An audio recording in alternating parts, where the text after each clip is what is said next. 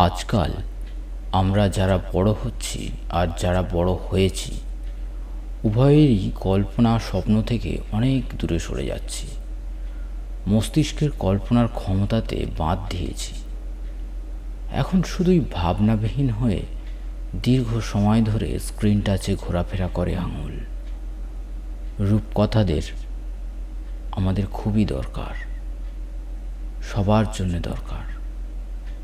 স্বপ্ন মানুষকে জীবনের সমস্ত দুঃখ কষ্ট ভুলিয়ে দিয়ে তাকে জীবনে এগিয়ে নিয়ে যেতে উৎসাহ দেয়।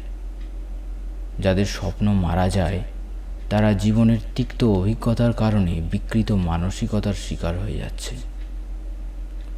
হারাচ্ছে মানুষ হয়ে মানুষের ওপর বিশ্বাস, সন্দেহের চোখে দেখছে তার চারপাশে ঘিরে থাকা মানুষদের এবং শিকার হচ্ছে বিকৃত কামনা ও লালসার। তাই রূপকথাদের দরকার। অন্তরের ঘা নিয়ে বয়ে চলা মানুষদের আবার স্বপ্ন দেখাতে হবে, পিতামাতাকে স্বপ্ন দেখাতে হবে, ছেলে মেয়েদের স্বপ্ন দেখতে শিখতে হবে। তীব্র দুঃখে কষ্টে যন্ত্রণার সময় তো তোমার মন হতাশায় ডুবে যেতে যেতে তবেই তো উড়ে যাবে পক্ষীরাজে চেপে 7 সাগর 13 নদীর ওপর দিয়ে। লড়বে রাজপুত্র হয়ে, অপেক্ষা করবে রাজকন্যা হয়ে, লড়বে দুষ্ট রাক্ষসের সাথে, ফিরে আসবে আবার বৃদ্ধ রাজারানীর কাছে। আর তোমার চোখ দিয়ে নিঃশব্দে ঝরে পড়বে এক ফোঁটা জলের বিন্দু। তোমাকে অনুভব করাবে হেরে না যেতে, আবার ঘুরে দাঁড়াতে, নিজেকে নষ্ট না করতে, আরও বেশি করে যেন সরল হতে পারো, অনেক বড় মনের মানুষ যেন হতে পারো। তার স্বপ্ন দেখাবে আমাদের এই রূপকথার গল্পগুলো। তাই আজকে আমি শয়তান তোমাদের শোনাতে চলেছি লেখক লালবিহারী দের লেখা এই গল্পটি, 7 মায়ের এক ছেলে। এটি নেওয়া হয়েছে বাংলা ভাষার সেরা রূপকথা এই বইটি থেকে। সম্পাদনায় আহমদ মাজহার, প্রকাশনায় বিশ্ব সাহিত্য কেন্দ্র। তোমাদের কেমন লাগলো জানিও কিন্তু। অনেক কাল আগে এক রাজা ছিলেন, তার 7 রানী, কিন্তু তার মনে কোনো সুখ ছিল না।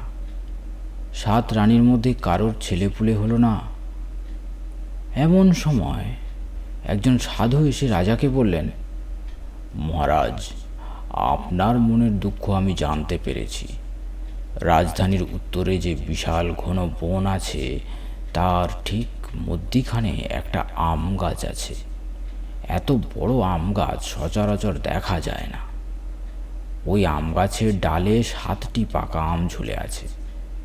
মহারাজ যদি ওই বনে গিয়ে নিজের হাতে ওই 7টি আম পেড়ে এনে রানীদের খেতে দেন তাহলে তাদের প্রত্যেকের ছেলে হবে। রাজা আর অপেক্ষা করলেন না, ঘোড়ায় চড়ে তখনই ওই বনের মধ্যে গিয়ে সেই আম গাছ থেকে 7টি আম পেড়ে এনে রানীদের খেতে দিলেন। কিছুদিন পরে রাজা শুনলেন 7 রানীরই ছেলে হবে। তার মনে আর আনন্দ ধরে না। এর মধ্যে রাজা একদিন বনে গেছেন শিকার করতে। এমন সময় দেখলেন গাছতলায় এক অপরূপ সুন্দরী মেয়ে দাঁড়িয়ে আছে। তাকে দেখেই মুগ্ধ হয়ে গেলেন। কারোর সঙ্গে পরামর্শ না করে তাকে ঘোড়ায় তুলে নিয়ে রাজবাড়িতে ফিরে এলেন। দিন কতক পরে তার সঙ্গে রাজার বিয়ে হয়ে গেল। ওই সুন্দরী মেয়ে কিন্তু আসলে এক রাক্ষসী। রাজা তার কিছুই বুঝতে পারেননি। নতুন রানীকে তিনি এতই ভালোবেসে ফেললেন যে সে যা বলতো তাই তিনি করতেন। একদিন নতুন রানী হঠাৎ বলল, তুমি যে রোজ বলো আমাকে তুমি খুব ভালোবাসো, কই তার প্রমাণ দাও এবার। সত্যিই যদি আমাকে ভালোবাসো তাহলে তোমার আগেকার রানীগুলোর চোখ গেলে তাদের মেরে ফেলো, তবেই বুঝবো আমাকে সত্যি ভালোবাসো, না হলে ও কথা আর মুখে এনো না। সবচাইতে আদরের রানীর মুখে এমন ভয়ঙ্কর কথা শুনে রাজা স্তম্ভিত হয়ে গেলেন। কি করে এমন নিষ্ঠুর কাজ তিনি করবেন, বিশেষত রানীদের সকলের ছেলে হবে এমন সময়? কিন্তু নতুন রানী কিছুতেই ছাড়ল না। তার কথা না রাখলে সে রাজার মুখ দেখবে না বলে শপথ করল। অগত্যা রাজার হুকুমে নিরপরাধ 7 রানীর চোখ গেলে তাদের বধ করার জন্য মন্ত্রীর হাতে সঁপে দেওয়া হলো। কিন্তু মন্ত্রীর মনে দয়া মায়া ছিল, তাই তাদের মেরে না ফেলে নির্জন পাহাড়ের উপর একটা পাথরের গুহায় লুকিয়ে রাখলেন। কিন্তু সেখানে খাবার দাবারের কোনো ব্যবস্থা ছিল না। মন্ত্রীও রাজ্য ছেড়ে চলে গেলেন। প্রথমে বড় রানীর ছেলে হলো। তিনি তখন অন্যদের বললেন, এই অন্ধ অবস্থায় এই ছেলেকে কি করে মানুষ করব? নিজেরাই তো না খেতে পেয়ে মরছি, তার চেয়ে ছেলেটাকে মেরে 7 জনে ভাগ করে খাই। তাই করা হলো। 6 রানী তাঁদের ভাগ খেলেন। ছোট রানী তার ভাগ তুলে রেখে উপোস করে রইলেন। এরপর একজনের পর একজন করে আরও 5 রানীর ছেলে হলো, আর তাকে মেরে সকলে মিলে ভাগ করে খেলেন। খালি ছোট রানী প্রত্যেকবার তার ভাগটি তুলে রাখলেন। সবার শেষে ছোট রানীরও ছেলে হলো। তখন বড় রানীরা বললেন, দে আমাদের ভাগ দে। ছোট রানী মনে মনে স্থির করেছিলেন যেমন করেই হোক তার ছেলেটির প্রাণ বাঁচিয়ে তাকে মানুষ করবেন। তিনি তখন তুলে রাখা সেই 6টি টুকরো এনে দিদিদের খেতে দিলেন। তাঁরা দেখলেন এ তো শুকনো খাবার। ছোট রানীকে তার কারণ জিজ্ঞেস করলে তিনি বললেন, দিদি তোমরা আমার কথা রাখো, 6 বাছা গেছে, এসো সকলে মিলে এই শেষেরটিকে মানুষ করি। অন্য রানীরা তখনই রাজি হলেন। নিজেদের ছেলে মেরে ফেলতে তাদের কম কষ্ট হয়নি। 7 রানীর বুকের দুধ খেয়ে ওই এক ছেলে মানুষ হতে লাগলো। যেমনি তার রূপ লাবণ্য, তেমনি তার বুদ্ধি, বল, সাহস। এদিকে রাজবাড়িতে, আর শুধু রাজবাড়িতেই কেন, সমস্ত রাজধানীতে মহা সর্বনাশ ঘনিয়ে এলো। রাজা রানীর জন্যে যে রোজ 64 ব্যঞ্জন ভাত পরিবেশন করা হতো, তাতে রাক্ষসীর পেট ভরত না। কাজেই রাত দুপুরে উঠে ঘর থেকে বেরিয়ে রানী আগে একে একে রাজবাড়ির সব কটি মানুষকে সাবার করল। তারপর হাতিশালের হাতি, ঘোড়াশালের ঘোড়া, গোয়ালের যতে গরু সব শেষ করল।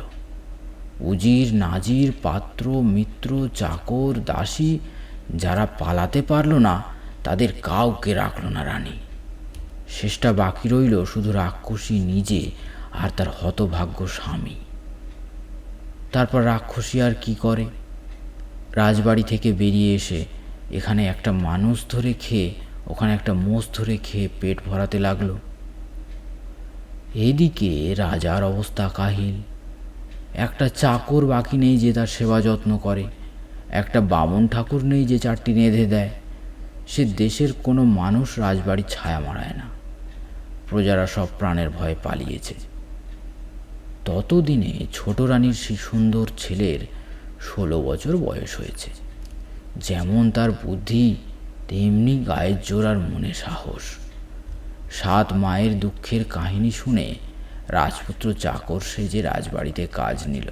কেউ তার আসল পরিচয় জানতে পারল না। কেউ বলতে তো ওই 2টি প্রাণী, রাজা আর রাক্ষসী।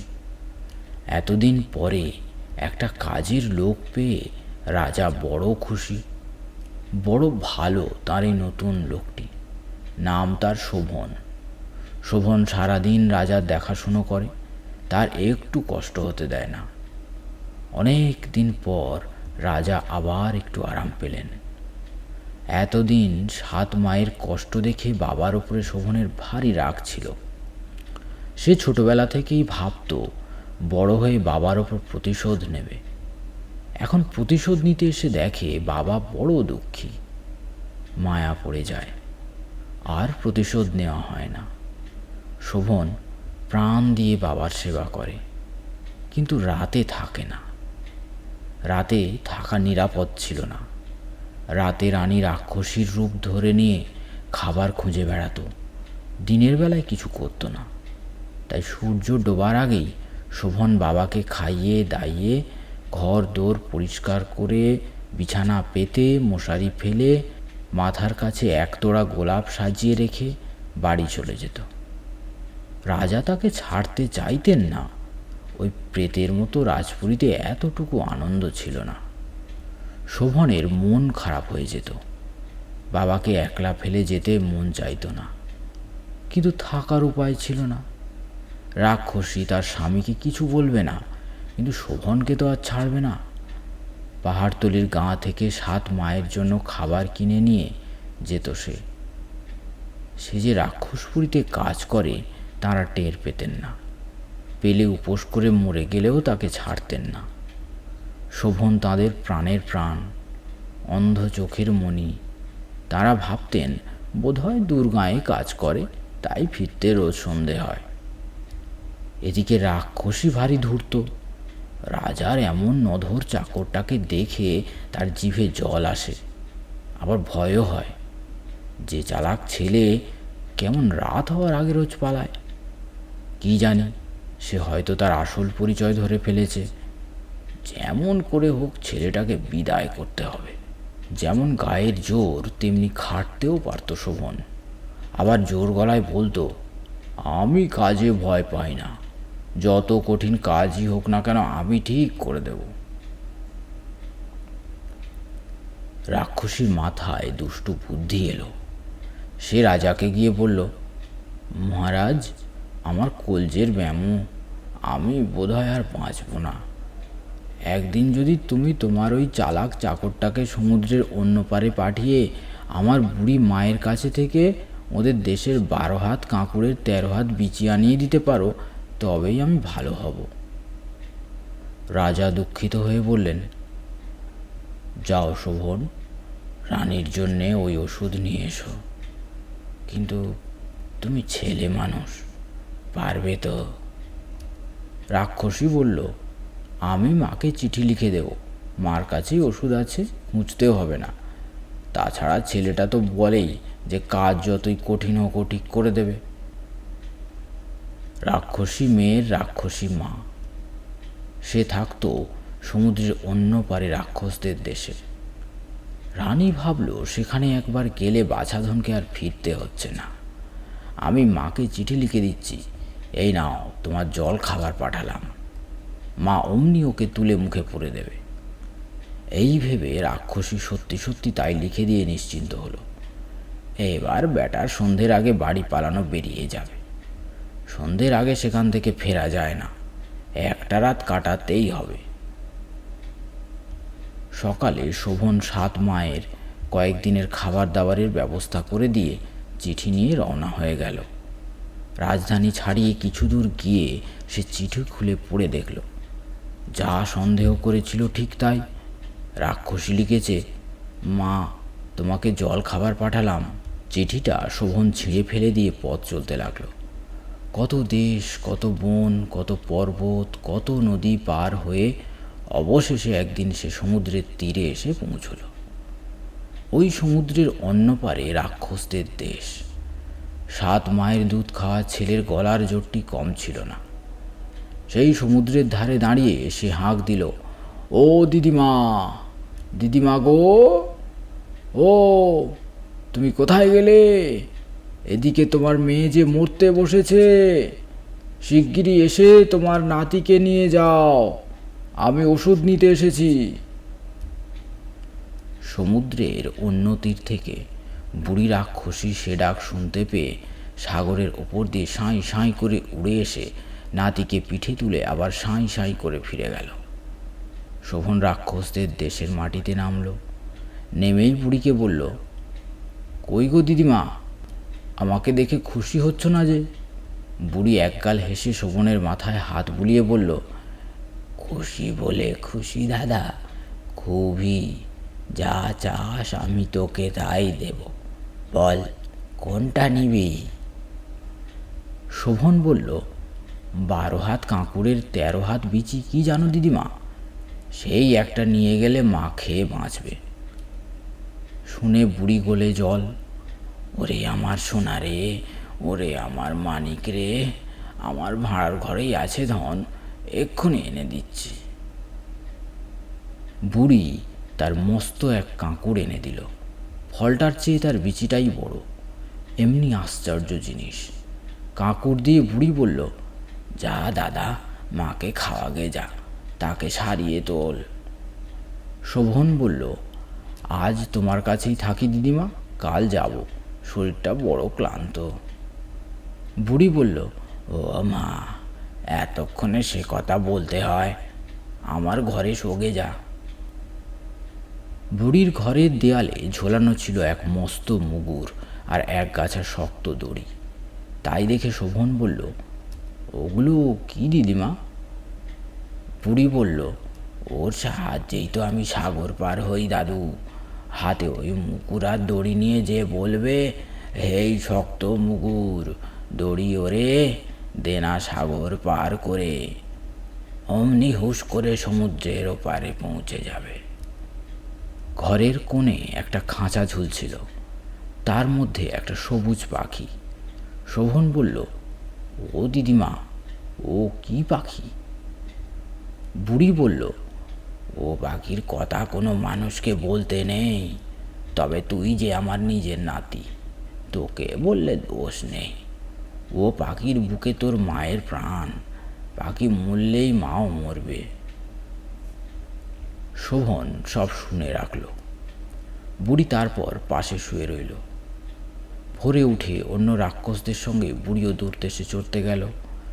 শোভন তখন খাট থেকে নেমে পাখির খাঁচাটি পারল, তারপর মুগুর নিল, দড়ির গাছাটিও নিল, নিয়েই বলল, এই শক্ত মুগুর, দড়ি ওরে, দেনা সাগর পার করে। পলক ফেলতে না ফেলতেই শোভন সমুদ্রের অন্য পারে পৌঁছে গেল। তারপর আবার সেই দীর্ঘ পথ পার হয়ে রাজবাড়ির সিংদরজায় পৌঁছল। ওকে দেখে রাজা খুশি হয়ে ছুটে এলেন। রাক্ষসীও আশ্চর্য হয়ে ছুটে এলো। শোভন সেই 12 হাত কাঁকুড়ের 13 হাত বিচি রাক্ষসীর পায়ের কাছে রাখল, কিন্তু পাখিটিকে নিজের কাপড় চোপড়ের মধ্যে লুকিয়ে ফেলল। 2 দিন গেল, 4 দিন গেল, তারপর দূর শহরের প্রজারা এসে রাজাকে বলল, মহারাজ, রোজ সন্ধে রাজবাড়ির দিক থেকে এক আকাশজোড়া প্রকাণ্ড বাজ পাখি উড়ে এসে রাজপথ থেকে মানুষ তুলে খায়। অনেক দিন ধরে এই সর্বনাশ চলছে মহারাজ, শহর ক্রমে শ্মশান হচ্ছে, যা বিহিত হয় তাই হুকুম করুন। শুনে রাজার মুখ সাদা হয়ে গেল। কী বা করতে পারেন তিনি? আছে কে? এমন সাংঘাতিক পাখির কথা তো তিনি জন্মে শোনেননি। তখন শোভন এগিয়ে এসে প্রজাদের সামনে দাঁড়িয়ে রাজাকে বলল, মহারাজ, ও পাখি আমি চিনি। রানীমা এসে আপনার পাশে দাঁড়ালে ও পাখিকে আমি মেরে ফেলতে পারি। তখন রাজার হুকুমে রানীকে তার পাশে দাঁড়াতে হলো। কাপড়ের ভিতর থেকে শোভন পাখি শুদ্ধ পাখির খাঁচা বের করল। অমনি রাক্ষসীও অজ্ঞান হয়ে পড়ে গেল। রাজার দিকে ফিরে শোভন বলল, এবার দেখুন মহারাজ, কোন পাখি আপনার প্রজা খায়। যেমনই এই পাখির এক একটা অঙ্গ ছিঁড়ব, মানুষ খেকো পাখিরও সেই অঙ্গ খসে পড়বে। এই বলে শোভন সবুজ পাখিকে খাঁচা থেকে বের করে তার একটা ঠ্যাং ছিঁড়ে ফেলে দিলে। সঙ্গে সঙ্গে রাক্ষসী রানীরও একটা পা খসে পড়ল। প্রজারা দেখে তাজ্জব বনে গেল। তারপর শোভন পাখিটার গলা টিপে তাকে মেরে ফেলল। অমনি রানীরও প্রাণটা বেরিয়ে গেল। কারোর মুখে কথা সরে না। তখন শোভন সবাস্ত সকলকে বলল, আপনারা বসুন, আমি একটা গল্প বলি। এই বলে সে তার 7 মায়ের নিদারুণ দুঃখের কাহিনী আগাগোড়া বলে গেল। অনেক আগেই রাজার চোখ ফুটেছিল, এখন তিনি কেঁদে আকুল হলেন। গল্প শেষ করে শোভন বলল, মহারাজ, 7 দুঃখিনী মায়ের দুধ খেয়ে মানুষ হওয়া, আমি আপনার সেই ছেলে। প্রতিজ্ঞা করেছিলাম 7 মায়ের কষ্ট দূর করব, আপনাকে মুক্তি দেব, এই আমার কথা রাখলাম। রাজার তখন চোখে জল, মুখে হাসি নিয়ে সিংহাসন থেকে নেমে এসে ছেলেকে বুকে জড়িয়ে ধরলেন। তারপর শোভনের আর রাজার সঙ্গে প্রজারা সব দলে দলে বন পেরিয়ে সেই পাহাড়ে উঠতে লাগলো। সেখানে পাথরের গুহায় কত কষ্টে 7 অন্ধ রানী দিন কাটাচ্ছিলেন। বনের মধ্য দিয়ে যাওয়ার সময় একজন সাধুও ওদের সঙ্গ নিলেন। এত লোকের কোলাহল শুনে দক্ষিণী রানীরা ভয়ে জড়সড়। শোভন তাদের সাহস দিয়ে বলল, আমি ফিরে এসেছি মা, বাবাকেও নিয়ে এসেছি। অনুতাপে রাজার বুক ফেটে যাচ্ছিল। রানীরা হাতড়ে হাতড়ে গুহা থেকে বেরিয়ে আসছেন, এই দৃশ্য তিনি সইতে পারছিলেন না। ঠিক সেই সময় সেই সাধু এগিয়ে এসে একে একে 7 রানীর মাথায় হাত রেখে আশীর্বাদ করলেন। সঙ্গে সঙ্গে তারা দৃষ্টি ফিরে পেলেন। তখন সে কি আনন্দ, সে কি বেদনা, সে কি সুখ, সে কি অনুতাপ। তারই মধ্যে সাধু যে কখন বিদায় নিলেন আর তাঁকে দেখা গেল না। রাজা তাঁর রানীদের নিয়ে রাজপ্রাসাদে ফিরে এলেন। জল্লাদরা রাক্ষসীর শরীরটা ততক্ষণে পুঁতে ফেলেছিল। সেই দুঃসময়ের আর কোনো চিহ্নই বাকি ছিল না। আবার রাজবাড়িতে হাসি শোনা গেল, আবার লোকজনে পুরী গমগম করতে লাগলো, নহবতখানায় নহবত বসল। শোভন যুবরাজ হলো। মন্ত্রী, কোটাল, পাত্র, মিত্র যারা পালিয়ে বেঁচেছিলেন সবাই এবার ফিরে এলেন। হাতিশালে হাতি এলো, ঘোড়াশালে ঘোড়া এলো, গোয়াল ভরা গরু এলো। আবার বাগানে ফুল ফুটলো, পাখি গাইল। আমার কথাটি ফুরলো, নোটে গাছটি মুড়লো।